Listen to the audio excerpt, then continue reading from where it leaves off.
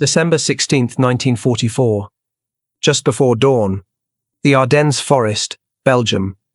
Snow clings to the pine branches, heavy and undisturbed. The road is narrow, barely wide enough for a single column of vehicles.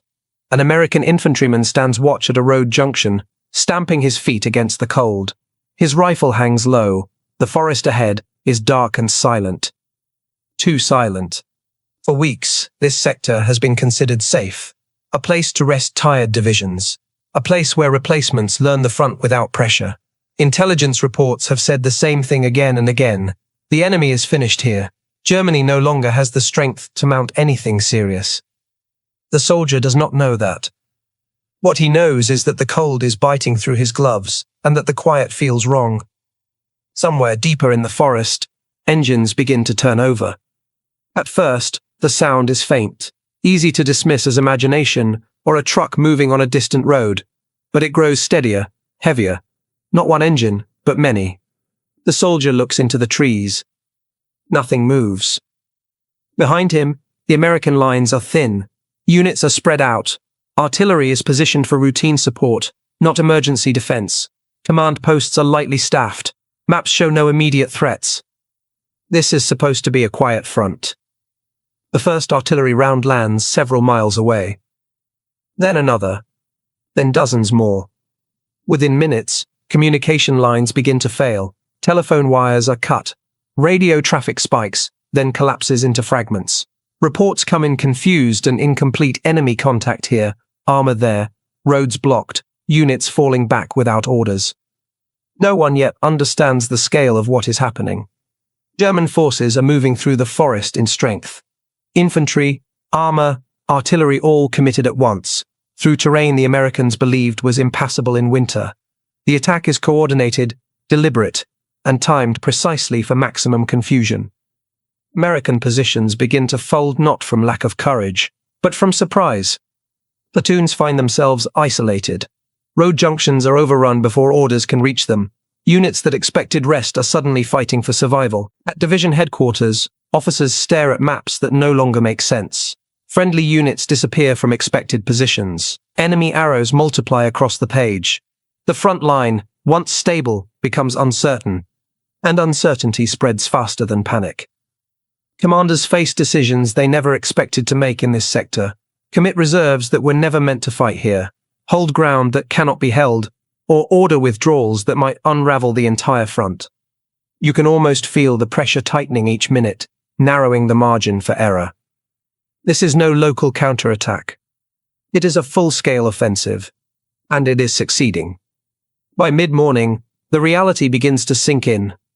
The enemy has achieved surprise. Intelligence has failed. Overconfidence has left gaps that are now being exploited at speed. An entire front is at risk. What began as a quiet winter morning is turning into the most dangerous crisis American forces have faced in Western Europe. And the question forming in every command post is the same. How close is this to collapse? As reports continue to arrive, a pattern begins to emerge, and it is deeply unsettling. German units are not probing. They are advancing with purpose. Armor columns are pushing through narrow roads. Infantry units are moving with confidence, not hesitation. Artillery fire is coordinated, not sporadic. This is not improvisation. It is planning. At higher headquarters, intelligence officers begin pulling earlier assessments, estimates of German strength, evaluations of fuel shortages, conclusions about morale. For weeks, these reports had pointed in the same direction. Germany was nearing exhaustion. Any large-scale offensive was considered unlikely. That assumption now sits exposed. Not because the data was entirely wrong, but because it was incomplete, and because warning signs had been filtered through expectation rather than doubt. Reconnaissance had been limited by weather. Aerial photography was sporadic. Prisoner interrogations were discounted when they contradicted prevailing beliefs. German radio silence was interpreted as weakness, not concealment. The Ardennes had been labeled unsuitable for major operations. That label became doctrine. As the attack unfolds, officers begin to realize how much that assumption shaped everything else. Troop density, reserve placement, artillery readiness, even command posture. The front had been quiet because it was believed to be safe. That belief now carries consequences. In forward areas, company commanders try to make sense of the situation with little guidance. Maps are outdated within hours. Orders arrive late, if they arrive at all. Some units hold positions longer than intended, believing reinforcements are coming. They are not. Others pull back on their own initiative, fearing encirclement. In the fog and snow, coordination becomes guesswork. Roads clog with mixed traffic, retreating infantry, advancing armor, supply vehicles caught between. The weather compounds everything. Snow limits visibility. Fog grounds aircraft. Close air support, the Americans' greatest advantage, is effectively removed from the battlefield. The sky belongs to no one. German units exploit this window aggressively. They bypass strong points, leaving isolated pockets behind. They move at night. They follow secondary roads. Their goal is speed, not attrition. American commanders begin to grasp the scale of the problem, but recognition does not equal control. Decisions now must be made without reliable intelligence, under pressure, and with incomplete information. This is where overconfidence reveals its cost. Not as arrogance, but as inertia. Plans designed for stability cannot adapt quickly enough to crisis. Procedures built around predictability struggle in chaos. The system lags behind reality. You can almost feel the delay stretching the front thinner with each hour. By the end of the first day, entire American regiments are displaced. Key road junctions are lost. Supply lines are threatened. German spearheads are moving faster than expected, deeper than anticipated. And still, uncertainty dominates. Is this the main effort? How deep will it go? Where is the enemy's limit? No one knows. What is clear is that the margin for recovery is shrinking. Each delayed decision narrows options. Each misjudged report compounds the risk. The battle is no longer about holding ground. It is about regaining control before momentum turns into collapse. And somewhere behind the lines, commanders are beginning to ask a question that had seemed unthinkable just days earlier. What if this cannot be stopped in time? By the second day, the front no longer resembles a line. It has become a shape uneven, unstable, and constantly shifting. German spearheads press forward along key roads, aiming not for immediate destruction, but for disruption. Their goal is to fracture coordination, sever supply routes, and force American units into isolated pockets where resistance becomes fragmented. American troops feel the change immediately. Positions that held firm hours earlier are now flanked. Orders contradict each other as headquarters struggle to track friendly movements. Units that were never meant to fight together are suddenly side by side, improvising defenses without shared command structures. The pressure is relentless. In some sectors, small American units manage to slow the advance through stubborn resistance. Roadblocks are thrown together using whatever is available: trucks, knocked-out vehicles, fallen trees. Artillery crews fire at maximum rate, often without clear observation. Every delay matters. But delays alone are not enough. Fuel shortages begin to appear. Ammunition runs low in forward positions. Medical evacuation becomes dangerous and slow. The weather continues to shield German movement, grounding aircraft and blinding observers. The absence of air power is felt everywhere. Normally, German armor would be exposed in daylight. Now it moves freely beneath low clouds, exploiting the one advantage winter offers. Commanders begin committing reserves earlier than planned. Units intended to stabilize quiet sectors are rushed forward without proper coordination. Some arrive piecemeal, fed into the fight as soon as they appear. It is necessary. And it is dangerous. As reserves thin, the strategic picture darkens. If the Germans break through to key river crossings, the entire Allied front in Western Europe could be split. Supply depots, headquarters, and communications hubs lie within reach. The implications are obvious and alarming. At higher command, the tone shifts. Caution gives way to urgency. Orders are shorter now, direct, sometimes blunt. Hold at all costs. Delay the advance. Buy time. American leadership understands what is at stake. Not just territory but credibility. The offensive threatens months of hard-won progress.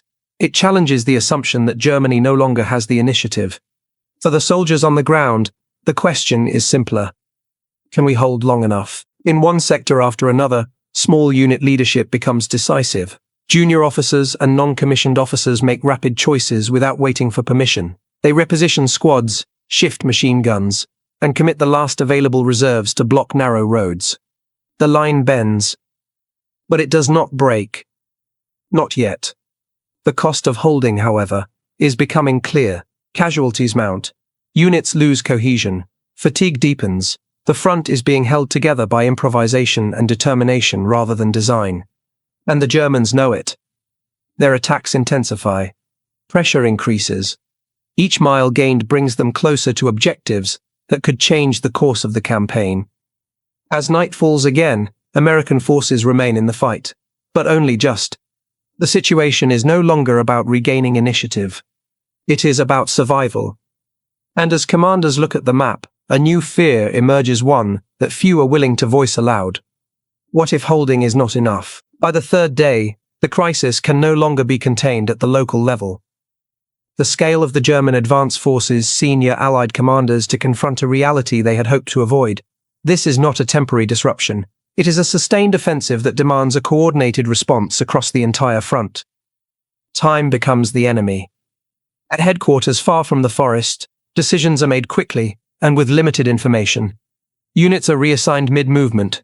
Corps boundaries are redrawn. Command relationships are adjusted on the fly.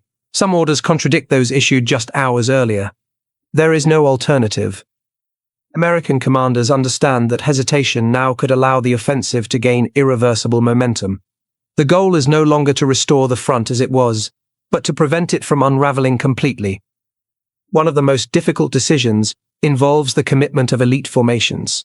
Units that had been held back for future operations are suddenly redirected. They are rushed toward the breach, often traveling long distances in harsh conditions, arriving with little rest. These formations are not being sent to win. They are being sent to stop the bleeding. On the ground, soldiers sense the shift immediately. Fresh units arrive with urgency in their movement and tension in their posture. Orders are brief. Expectations are clear. There is no talk of comfort or preparation. Hold the line. Slow the advance. Do not give ground lightly. The pressure on junior leaders intensifies. They are expected to interpret intent rather than wait for instruction. Communications remain unreliable. In some cases, commanders act based on partial reports, choosing what seems least dangerous among bad options. You can almost feel the weight of responsibility pressing down at every level.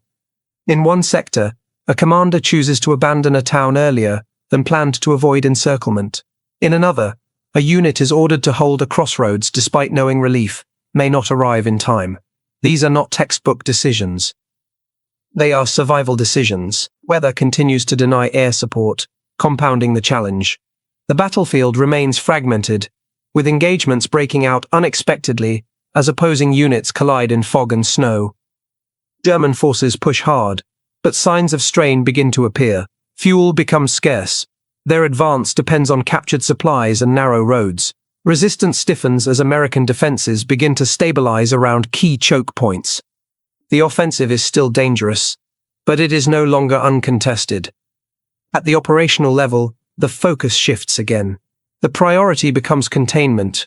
If the advance can be slowed long enough, conditions may change. The weather will clear. Air power will return. Logistics will reassert themselves. Everything hinges on endurance. For the soldiers holding the line, endurance is measured in hours, in cold nights without sleep, in the strain of constant alert, in the knowledge that failure here has consequences far beyond their immediate position. The front bends further, but still does not break. Yet everyone understands how fragile the situation remains. One misjudgment, one delayed order, one collapse at the wrong point, and the balance could still tip.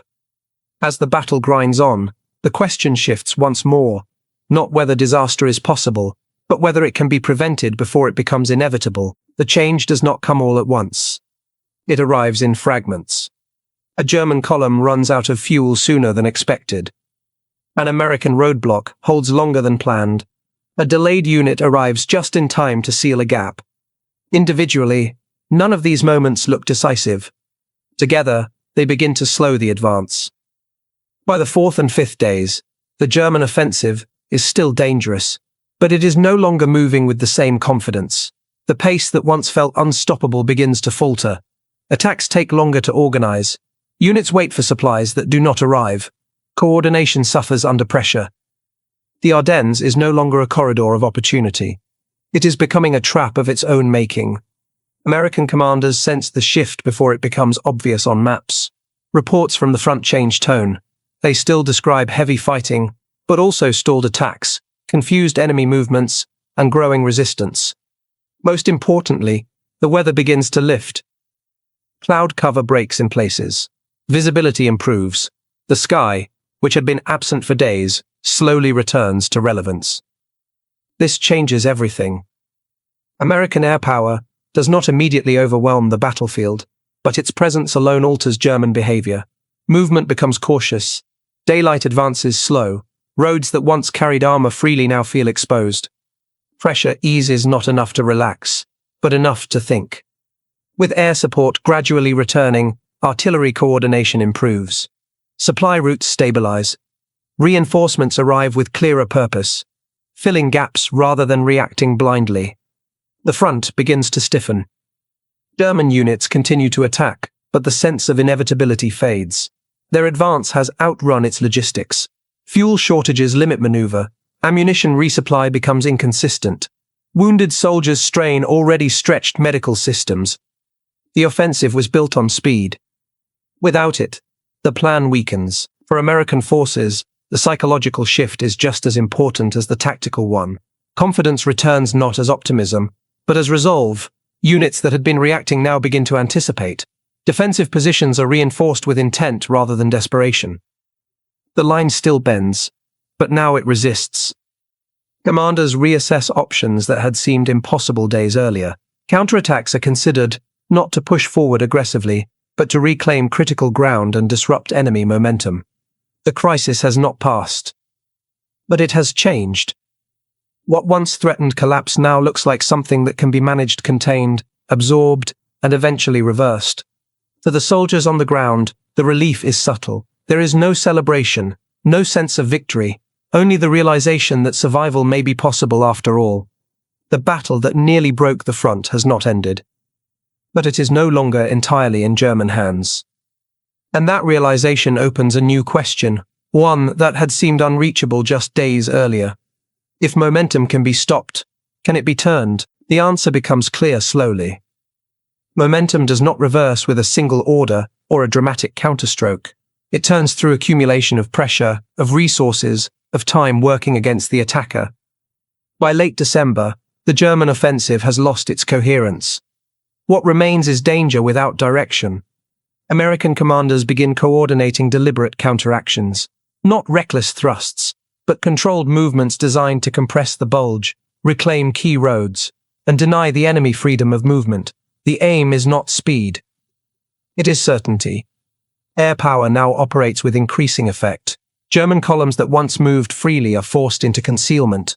Bridges, road junctions, and supply points come under sustained attack. The battlefield becomes hostile to any movement that lacks protection. For German units already short on fuel and ammunition, this is decisive. They begin to pull back not as a coordinated withdrawal, but as a series of local decisions. Attacks are cancelled. Objectives are abandoned. Commanders report shortages they can no longer hide. The initiative has shifted. On the American side, coordination improves rapidly. The system that struggled under surprise adapts with speed once the situation stabilizes. Intelligence becomes sharper. Logistics recover. Command relationships solidify. The same structures that faltered under overconfidence now prove resilient under pressure. For the soldiers who endured the first days, the change is unmistakable. The sense of being hunted fades. Defensive positions feel stronger. Relief units arrive on schedule. Orders align with reality. The front that once seemed on the verge of collapse begins to resemble a front again. Looking back, historians would identify this moment as a turning point, not because it was dramatic, but because it revealed something fundamental. The battle was not lost because American forces were weak. It was nearly lost because assumptions went unchallenged. Poor intelligence assessments. Confidence built on momentum rather than verification.